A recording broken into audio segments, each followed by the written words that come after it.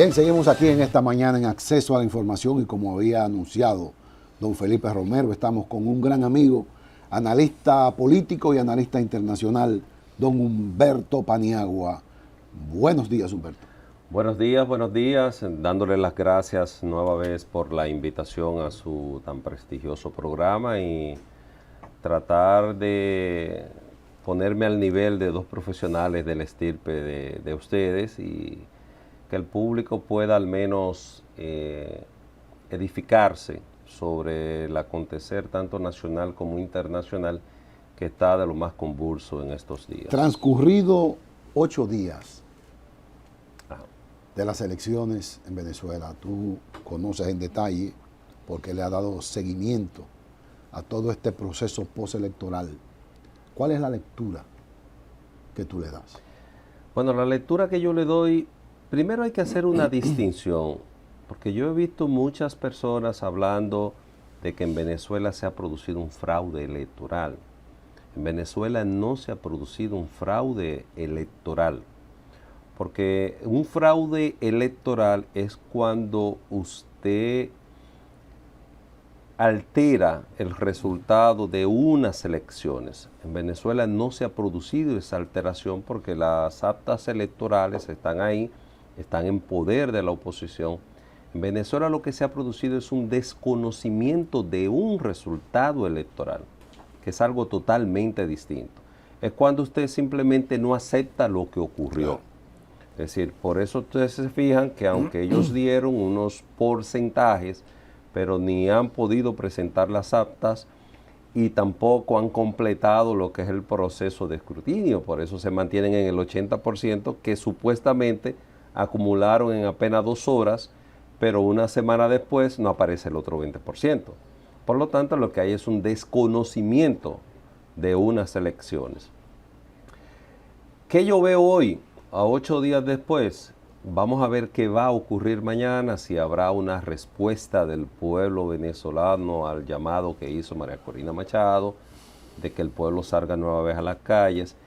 Lo que yo veo hoy es que el madurismo lamentablemente se está acomodando nueva vez, basado en un proceso de represión masivo, bestial, en contra del pueblo venezolano, pero que ha traído como consecuencia que la gente se ha atemorizado. La gente ha soltado las calles y obviamente al ello tener el control de las calles, lo único que le ha quedado a la oposición es las protestas, pero a través de las redes sociales, que no tienen el mismo impacto. Humberto, ¿cómo impacta la geopolítica en una salida negociada el conflicto de Venezuela? Hemos visto cómo el régimen de Nicolás Maduro se ha atado a las patas de Irán, de Rusia, de China, de Corea. Sí. ¿Cómo en este juego, sobre todo en este tema ahora, como con esta nueva escalada que hay en el Medio Oriente, es un proceso de negociación de la geopolítica?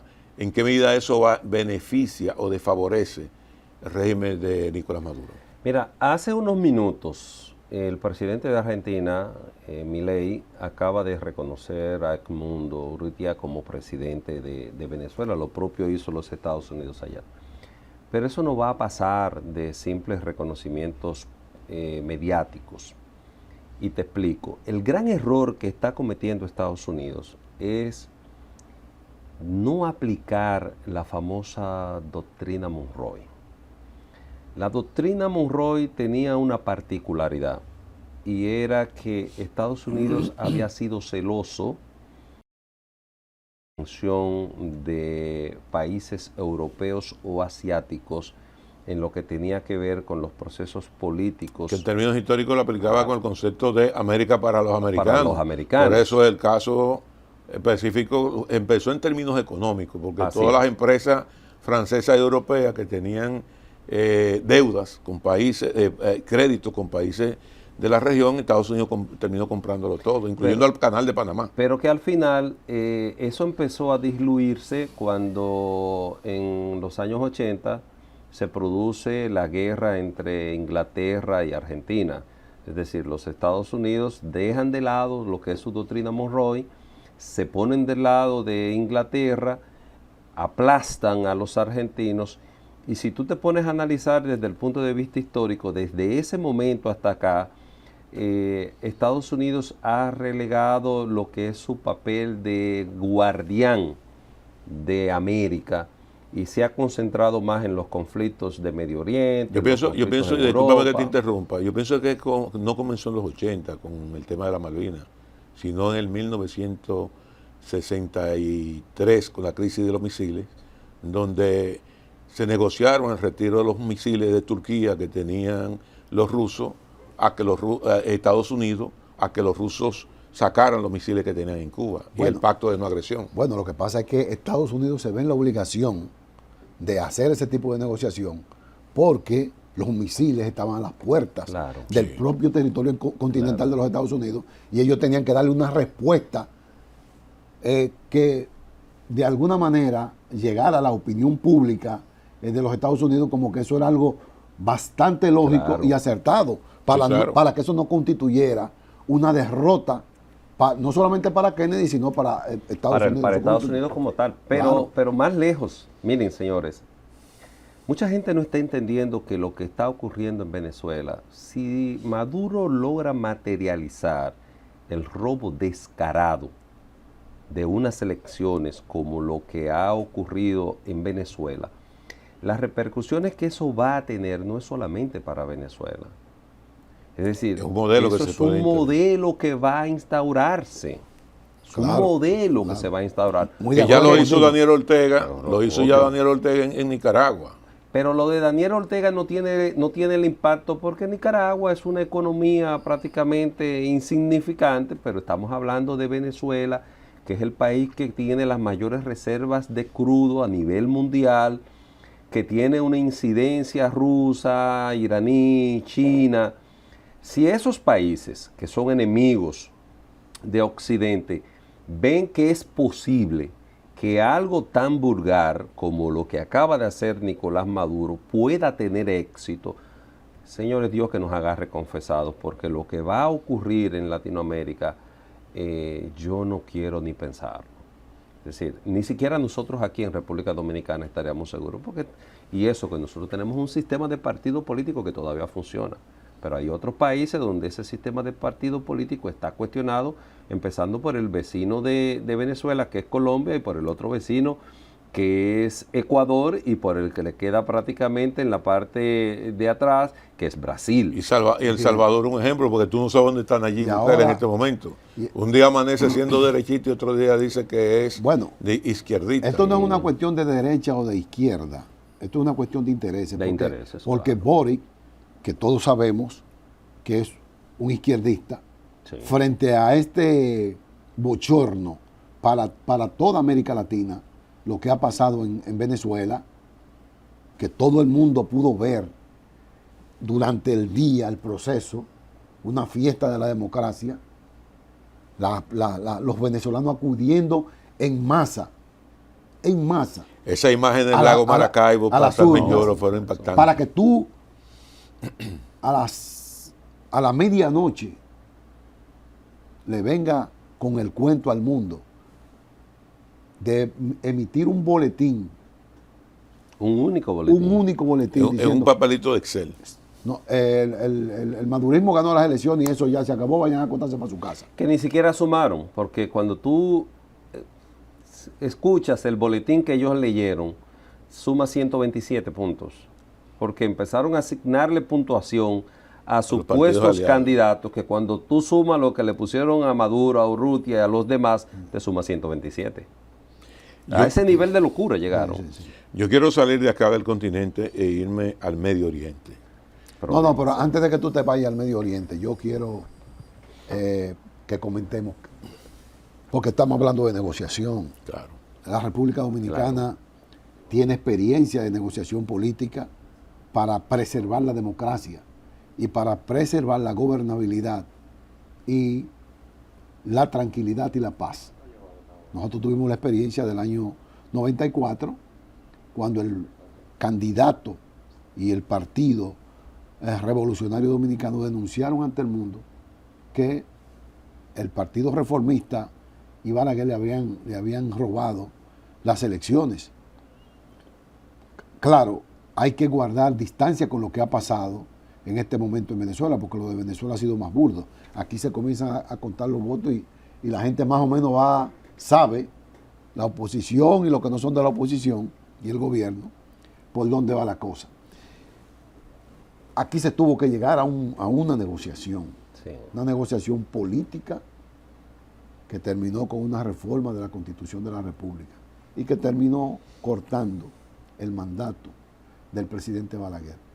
Yo pienso que en Venezuela habrá que llegar a una negociación y hay que contar con Maduro y el madurismo.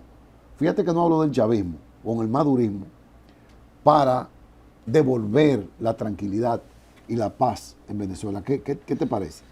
Bueno, yo creo que la posición de Luis Ignacio Lula da Silva, de Andrés Manuel López Obrador y de Gustavo Petro va en esa misma dirección. Yo creo que ellos, con la actitud que han asumido, que en un principio yo los veía como tratando de alinearse al madurismo, yo he visto que ellos han mantenido una exigencia. Y esa votación de la OEA, el hecho de que ellos se abstuvieran a apoyar la resolución que intentaba presentar la OEA, más bien es como tratando de garantizarse o de reservarse como mediadores. Porque fíjate que al otro día ellos reniegan apoyar la resolución de la OEA, pero al otro día ellos tres sacan un documento que dice exactamente lo que decía la resolución de la OEA. Así es. Dice exactamente lo mismo. Ellos lo que están tratando es de conservarse como mediadores. ¿Qué creo yo que va a ocurrir en Venezuela? Necesariamente se va a producir una transición que ojalá y sea pacífica.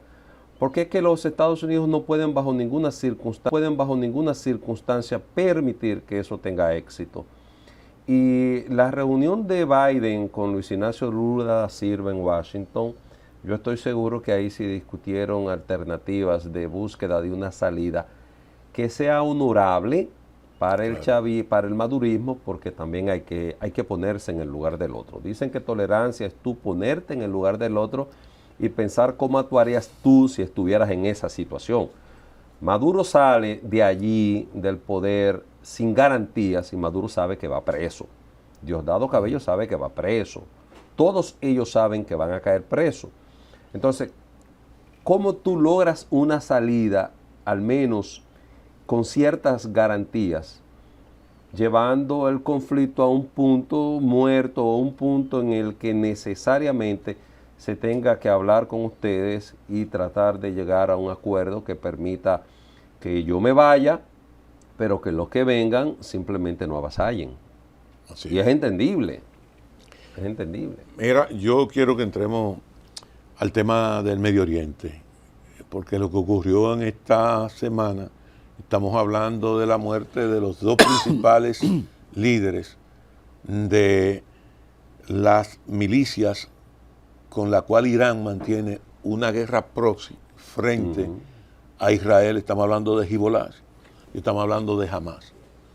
Hezbollah en el sur del Líbano y Hezbollah en la franja de Gaza y Cisjordania. Hamas en la franja de Gaza y Cisjordania. Y en menos de 48 horas, Israel le da un golpe político y un golpe militar a esos dos grupos que están sustentados, obviamente, y financiados por Irán. Irán ha dicho que va a responder. Estados Unidos está muy preocupado porque Estados Unidos sabe la implicación que tiene una escalada del conflicto en Medio Oriente. Y me gustaría conocer tu visión sobre el conflicto y una proyección a futuro, hacia dónde se podría derivar este conflicto con estas escaladas. Mira, no son dos, son tres los dirigentes muertos uno detrás de otro, porque ayer Israel confirmó que en el bombardeo que hizo Israel a medianos del mes de julio, que fue en el campamento de Khan Younis. ¿Al consulado? No. Hace 15 días, ustedes recordarán que hubo un bombardeo en el que murieron 100 y algo de palestinos en el campamento de Khan Younis. Israel dijo que el bombardeo era detrás de Mohamed Diyef, que es el brazo militar. el brazo militar. Ayer Israel confirmó que en ese bombardeo eliminaron a Mohamed Diyef. Entonces significa que mataron al operativo de Hamas, que era Mohamed Diyef, mataron al operativo político, que era Ismail Haniyeh, que le habían matado los hijos y a la familia completa. 60 miembros de la familia. Pero, y mataron al segundo de Nasrat en Hezbollah. Pero el problema que tiene Irán y por qué Irán no ha respondido a lo ocurrido, porque para Irán eso es un bochorno. Es decir, no es solamente un bochorno y una afrenta. Es una agresión.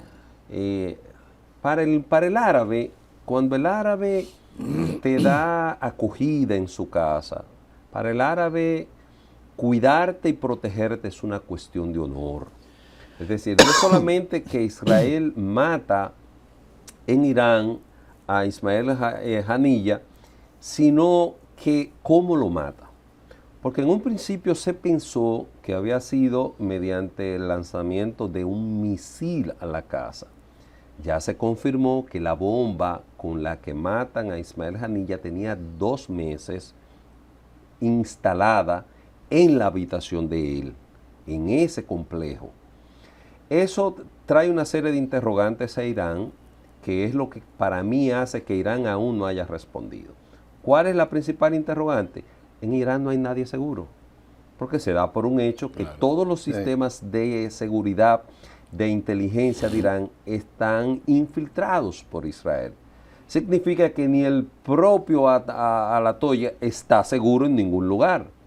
Porque si Israel tuvo la capacidad de meter una bomba en la principal casa de seguridad de Irán, en su propia capital Teherán, y hacer lo que hizo, es decir, activarla con inteligencia artificial, entonces obviamente no hay nadie seguro en Irán. Entonces hay que investigar. Primero, hay que investigar muy bien dónde estuvo el fallo. ¿Dónde estuvo el fallo? Claro. Y quiénes eran los responsables de la custodia y la seguridad de esa casa. ¿Quiénes hicieron remodelaciones? ¿Quiénes entraron? ¿Cuándo? ¿Qué tiempo? Eso le pone la cabeza, como dicen en San Juan, le pone la cabeza grande. Claro. ¿Entiendes? No, tú tienes el enemigo dentro. Y no solamente que lo tienes dentro, sino que Israel se lamenta. Israel no ha celebrado haber matado a Ismail Haniyeh porque se lamenta que en la habitación de al lado estaba el número 3. Pero que es el número 3 del movimiento, pero el número 1 de la yihad islámica, que estaba también presente y estaba pernotando en la misma casa, en la habitación de al lado, y logró sobrevivir. Y otra lectura no podría ser que Irán, que Irán ha sido provocado. A Soleimán se lo mataron en un ataque. El ataque que hizo Israel en el Líbano recientemente, le mataron varios generales. ¿No sería que Irán está evadiendo una confrontación directa con Israel y Occidente hasta tanto pueda desarrollar la bomba nuclear? Porque escuché recientemente un informe de que están al punto prácticamente de anunciar ya que tienen que han desarrollado el tema de una bomba nuclear.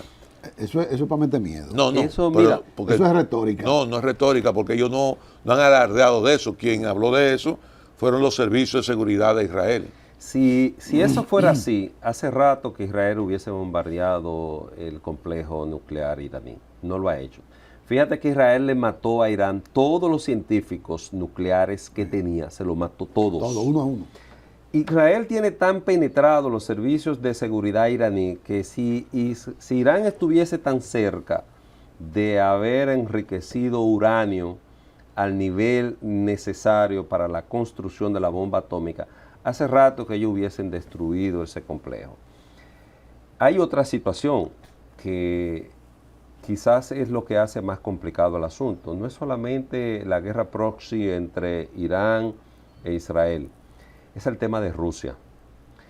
Fíjate que Israel, más allá de los conflictos que tiene Rusia por Ucrania con Estados Unidos, Israel se ha mantenido al margen. Entonces, Rusia también se ha mantenido al margen en el conflicto que tiene Israel en Medio Oriente. Entonces, Israel le da golpes a Irán, pero no, fíjate que luego le permite a Irán responder, pero es una respuesta.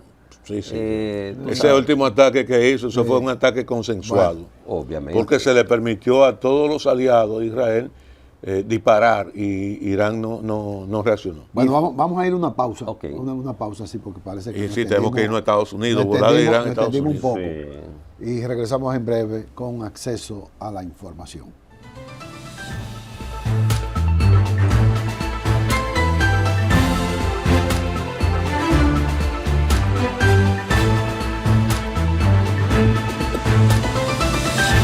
Bien, retornamos de nuevo a su espacio, acceso a la información.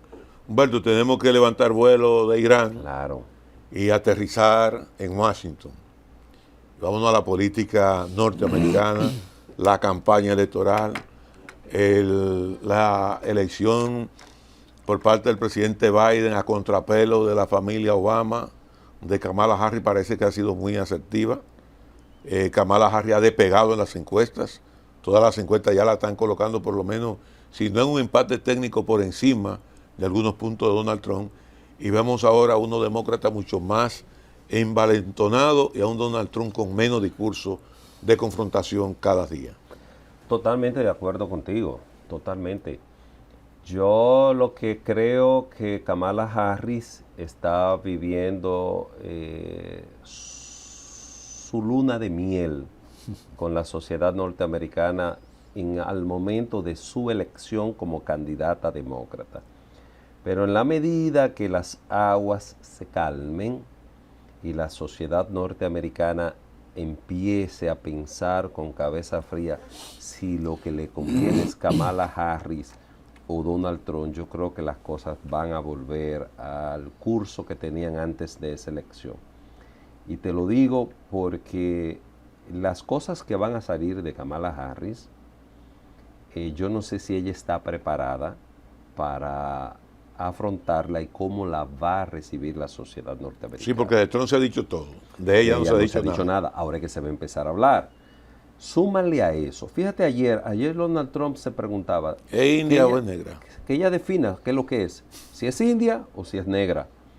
Porque ella es camaleónica, es decir, dependiendo del público al que ella se está dirigiendo, ella asume una actitud condicionada a ese público en particular. Pero ella tiene respuesta, pienso, para eso, porque ella es negra y es india. Porque es hija de padres negros. Es ambas cosas. De ambas cosas. Es ambas cosas, pero... Eso se me parece a mí a las comparaciones que se hacían con el presidente Obama. Sin embargo, aunque Obama fue criado... Hijo de padre negro y blanco. Sí, fue criado por su abuela blanca. Él nunca se consideró un blanco. Pero tampoco pensaba como un negro. Claro. ¿Me entiendes? Sí, porque él fue educado por una familia blanca, de donde él es un descendiente. No, él vino a conocer al papá después que tenía 12 directo. años. Claro. Sí, pero sin embargo, él no negó su negritud, pero tampoco puso su negritud al servicio de esa minoría. Así es. Que hay que tener cuidado con eso. Por eso llegó a presidente de los Estados Unidos. Pero entonces tú tienes a Kamala. Por eso, mira, la persona que eligió, J.D. Vance, que eligió Donald Trump como su compañero de boleta, mucha gente lo ve como la continuidad de MAGA. Yo no lo veo como la continuidad de MAGA, porque tú dirás, bueno, pero que eligió un muchacho que viene de los Apalaches, de un campo de los Apalaches. No. Donald Trump le está hablando al norteamericano blanco. Fíjate que es una boleta de dos personas cuya prioridad es los Estados Unidos. Y la elección de Vance como su compañero de fórmula, Donald Trump lo que está eligiendo una continuidad de su proyecto. Le puedo agregar una parte ahí. Ajá. Yo creo que también con Vance, Donald Trump lo que busca también es darle contenido ideológico. Claro. Porque Vance viene haciendo un complemento en términos ideológicos de la práctica del pragmatismo de Donald Trump. Donald Trump, en términos, tú lo puedes interpretar, pero por su práctica, pero no tiene contenido ideológico en su propuesta. Ahora, Vance le da un contenido ideológico porque él tiene aspectos que cuando tú lees su biografía, lees lo que él ha escrito, algunas de sus partes, entiende que él tiene una posición ideológica definida y una visión hacia qué tipo de nación que se quiere construir. Que yo quiero invitar al público de este programa que se busquen en Netflix la película Una herejía rural, que es la biografía de él llevada al cine. Yo tuve oportunidad de verla el pasado fin de semana y la vida de ese joven es dramática, pero es la misma vida de la mayoría de jóvenes campesinos norteamericanos, pero los campesinos norteamericanos blancos, que ahí es que está la fortaleza del voto de Donald Trump. En la medida que todo esto se calme, entonces los norteamericanos empiecen a pensar en Kamala Harris, mujer, no de una descendencia anglosajona. Y lo que llaman allá izquierdista. Entonces, con un discurso que no es el que generalmente compra esa sociedad norteamericana. Y en la medida que salgan la parte histórica negativa de ella, de cómo ella llegó a donde ha llegado, porque una cosa es que Biden la eligiera como su compañera de fórmula, eso no había problemas. El problema es que ella ahora aspira a ser presidente de los Estados Unidos. Claro. Fíjate que ya la historia con el que era su sugar daddy, que se dice en inglés, que era el alcalde de la ciudad de San Francisco, ya salió. Es decir, van a empezar a salir cosas de Kamala Harris, el rol de ella desde el punto de vista de su negatividad a tener hijos, el trato que le da al esposo, es decir, son una serie de cosas que van a empezar a salir que yo no sé si ella está preparada para hablar de la familia. Para hablar de la familia. Para hablar de la familia. Hablar de lo que es la familia para los norteamericanos. Claro, los católicos, sí. los evangélicos norteamericanos no van a comprarle el discurso. Y ya Donald Trump, por cierto, aceptó el debate. Claro. Y le van a sacar todo eso. Trump es un hombre de armas a tomar. Trump no echa para atrás. Y que ya no se puede decir nada de él porque ya todo se ha dicho. ¿Cómo impactaría las elecciones de Estados Unidos en aquí, América Latina? Y aquí, sobre todo en la República Dominicana. Yo quiero hablarte del país. Independientemente de quién gane las elecciones. No, independientemente de quién gane, no. Para la República Dominicana, un gobierno de Kamala Harris sería un desastre. Sería una tragedia. Kamala Harris tiene por las posiciones históricas de los demócratas. No solamente eso, sino lo que son sus pensamientos desde el punto de vista de la libertad de la inmigración, desde el punto de vista de sus creencias religiosas. Para la República Dominicana sería una tragedia que ella llegue a la presidencia de los Estados Unidos, porque nosotros tenemos una situación con Haití. Acuérdate que el lobby haitiano es muy fuerte en Washington. Ella tiene mucha incidencia de ese lobby haitiano, sí. Y obviamente su comportamiento no sería el más deseado para nosotros, contrario a Donald Trump. Dígase lo que se quiera decir de Donald Trump. Donald Trump fue un presidente que respetó la República Dominicana, sí. La respetó, siempre habla bien de República Dominicana. Cuando ve a los dominicanos le dice, tú eres de República Dominicana, I love your country, es decir, amo tu país, me gusta tu país. La embajadora. La embajadora que nos mandó. Fue la mejor de toda la historia que ha pasado por aquí. Sí. La mejor de toda la historia. Entonces, yo en lo personal no me quiero imaginar lo que sería una presidencia de Kamala Harris desde el punto de vista de la presión a la que nosotros seríamos sometidos en temas tan cruciales como es la inmigración y como es la ideología de género. ¿Podemos volar a París? Sí, claro. Quiero saber cuál es tu visión sobre el acto de inauguración de las Olimpiadas, donde se simbolizó ahí la última cena, aunque han pedido disculpas a los organizadores del evento. ¿Constituye eso una afrenta a la Sagrada Familia, a la unidad de la familia, a la fe católica? ¿O pudieron, hasta qué punto ellos no hicieron lo mismo con el Islam? Eso es lo que mucha gente se pregunta. Porque tienes tanta capacidad de ofender a los cristianos y no tienes la misma capacidad para ofender al Islam. Mira, lo ocurrido en el país yo lo defino como un bochorno. Y una metida de pata. Claro, y cómo Francia pasa de lo sublime a lo ridículo. Porque cuando a uno le hablan de Francia, uno piensa en una sociedad de primer mundo a otro nivel. Pero lo que nosotros vimos ahí, esa es la Francia de hoy. La Francia plagada de inmigrantes, Sí, sin seguridad. Colapsada completamente. Y eso que ocurrió en esa inauguración, más allá de las disculpas, me demuestra a mí la necesidad que tiene esa sociedad francesa de que una Marine Le Pen llegue al poder en Francia. Ya es una necesidad para ellos. Es decir, Francia es una sociedad que ha sufrido un peligroso deslizamiento hacia la cualquierización, una sociedad a la que se le han roto los anclajes morales, y solamente un cambio radical como el que significaría Marine Le Pen puede salvar esa sociedad. Bueno, pero hay que ver qué pasa con Marine Le Pen. Su discurso tan radical también la coloca ahí a un lado. Fíjate que en las pasadas elecciones, en la primera vuelta, obtuvo ganancia.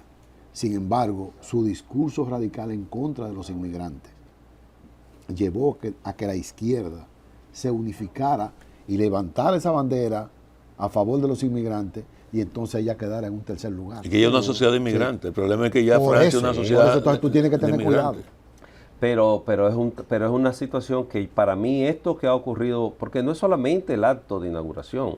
Fíjate que esas Olimpiadas van de bochorno en bochorno. Mira lo que está ocurriendo con la boceadora. Fue vergonzoso. Eso es una vergüenza. Esa joven, tú colocar un hombre a pelear con una mujer en igualdad de condiciones. Y hoy va a bocear otro hombre que es creo que filipino, que también fue aceptado y que había sido también rechazado por el Comité Internacional de la Federación Internacional. No, el Olímpico fue que lo aceptó. La Federación Internacional de Boxeo los vetó en el Mundial que se realizó en el 22. A ninguno de los dos se le permitió participar, pero ellos con esa política de inclusión deciden permitirle participar en los Olímpicos.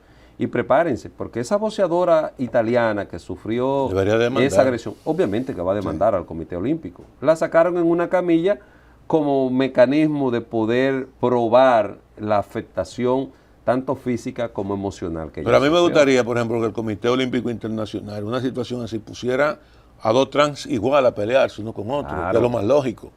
Pero tú no puedes colocar... No, lo que pasa es que lo que sucedió, él no es trans. Lo que sucedió. Él se consideró mujer. Lo que sucedió fue una estafa. Claro. En el boxeo, una estafa, porque han llevado a esta italiana, que es una gran boxeadora. Bueno, llegar hasta ahí, tú tienes que ser de los mejores en tu país. Llegar hasta ahí lleva con la ilusión de hacer una competencia de igual a igual. Y entonces, por eso que cuando ella recibe el puñetazo, dice que jamás en su vida había sentido un golpe así. Un golpe de esa naturaleza. Claro.